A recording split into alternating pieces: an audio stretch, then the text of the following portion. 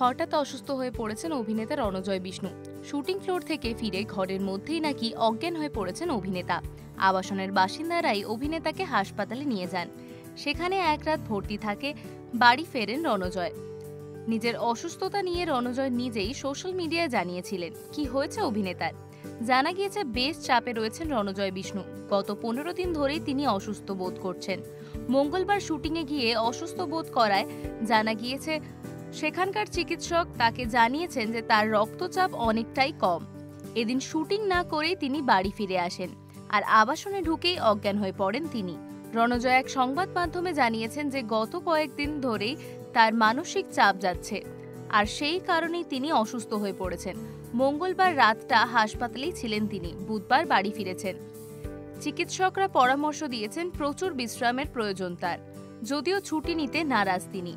রণজয় বুধবার শুটিংয়ে যান, তবে অল্প কাজ করে ফিরে আসেন। এটা নিয়ে রণজয় তার সোশ্যাল মিডিয়ার পেজে স্ট্যাটাসও দেন। তার অসুস্থতার সময় যারা তাকে সাহায্য করেছেন তাদেরকে নিয়েও লেখেন।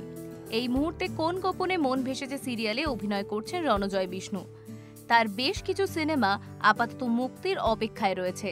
সেভাবে বিশ্রাম নেওয়ার সময় পাচ্ছেন না অভিনেতা।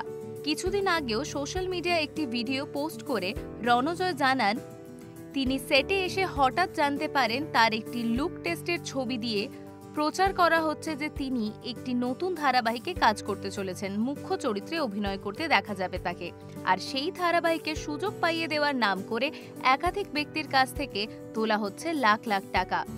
তিনি যে এর সঙ্গে কোনোভাবেই যুক্ত নন তা জানিয়ে দিয়েছেন অভিনেতা।